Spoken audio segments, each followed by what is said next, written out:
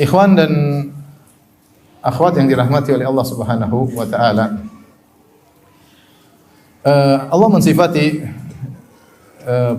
para nabinya dengan hamba-hamba yang bersyukur. Di antaranya Allah sifati Nabi Nuh alaihissalam, innahu kana abdan syakura. Nabi Nuh alaihissalam disifati oleh Allah Subhanahu wa taala dengan hamba yang syakur. Innahu kana abdan syakura. Sesungguhnya adalah hamba yang senantiasa bersyukur. Saya menghayati ayat ini dengan memperhatikan sejarah perjuangan Nabi Nuh alaihissalam. Seandainya Allah mengatakan innahu kana abdan sabura, sungguhnya Nuh adalah hamba yang penyabar, maka itu sangat pas. Karena Nabi Nuh alaihissalam diuji dengan berbagai macam ujian, terutama ujian dalam dakwah. Bahkan sebagian ulama ketika menjelaskan tentang surat Al-Ankabut, Alif Lam Mim ahasiban nasu ayyutraku ayyaqulu amanna wa hum la yuftanun. Walaqad fatanna alladziina min qablihim, dan seterusnya. Apakah manusia menyangka mereka dibiarkan mengucapkan kami beriman lantas tidak diuji? Sungguh kami telah menguji orang sebelum mereka. Kemudian Allah sebutkan di antara ujian, walaqad arsalna nuhan ila qaumihi falabitha fihim alfa sanatin ila khamsina ama. Kami sungguh telah mengutus Nabi Nuh kepada kaumnya, maka dia berdakwah 950 tahun.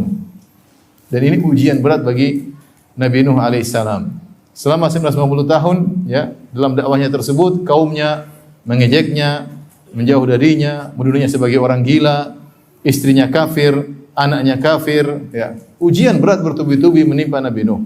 Kalau kita mengatakan sungguhnya Nuh adalah hamba yang bersabar, sungguh sangat pas. Tapi ternyata Allah tidak mensifati dia dengan hamba yang bersabar, tapi Allah sifati dengan hamba yang bersyukur. Innahu kana abdan syakura. Sungguhnya Nuh adalah hamba yang senantiasa bersyukur. Karenanya pada hari kiamat kelak ketika orang-orang meminta syafaat kepada para anbiya agar Allah segera datang di faslil qada untuk mulai persidangan, maka mereka mendatangi Nabi Adam alaihissalam.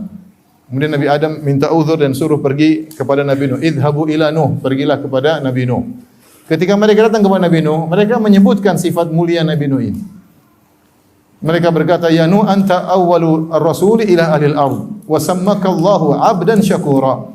Wahai Nuh, sungguhnya engkau adalah Rasul yang pertama yang Allah utus kepada penghuni bumi. Dan Allah menamakan engkau dengan apa? Abdan syakura. Ternyata ketika kita membaca tafsir dari firman Allah, Abdan syakura, Nuh kok bisa dikatakan hamba yang pandai bersyukur di tengah penderitaan yang dialaminya. Siapa yang kuat, ya, diuji seperti Nabi Nuh alaihissalam. Berdakwah 950 tahun, yang beriman cuma sedikit, ada yang mengatakan cuma 80 orang, ya. Wa ma amana mahu illa qalil. Tidak ada yang beriman kepadanya kecuali sedikit, 80 orang. Ya, 950 tahun yang ikut pengajian cuma berapa orang? 80 orang. Kalau kita bagi rata berarti setiap satu orang berapa tahun dapat hidayah? 10 tahun baru satu orang dapat hidayah. 10 orang 10 tahun kemudian baru ya Ustaz. 10 tahun kemudian. Berarti luar biasa ujian yang dihadapinya.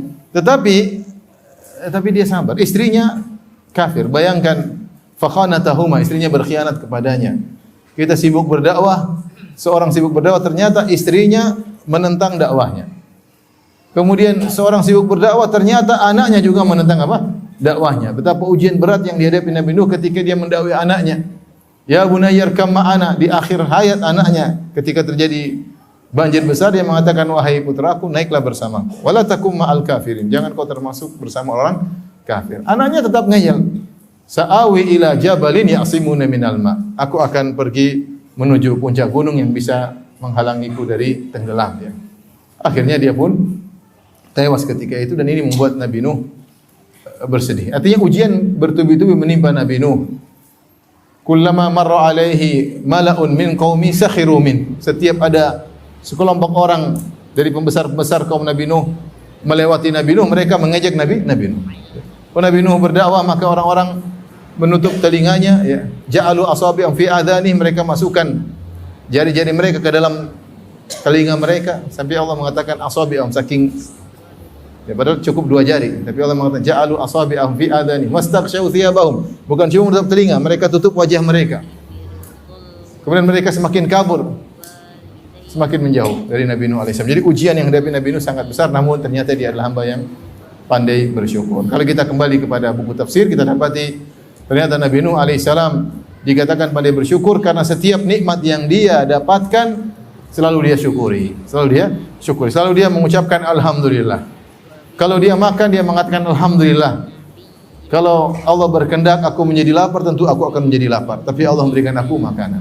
Kalau dia minum, dia mengatakan alhamdulillah. Dia berkata seandainya Allah berkehendak aku menjadi haus, maka aku akan menjadi haus. Kalau dia pakai pakaian, dia mengucapkan alhamdulillah. Seandainya Allah berkehendak aku tidak berpakaian, tentu aku tidak berpakaian. Tidak ada satu nikmat pun yang dia rasakan kecuali dia renungkan. Dia menganggap setiap nikmat tersebut satu demi satu harus dia syukuri. Maka disitulah Allah menamakan dia abdan syakura. Dia bersyukur di tengah-tengah ujian yang dia hadapi.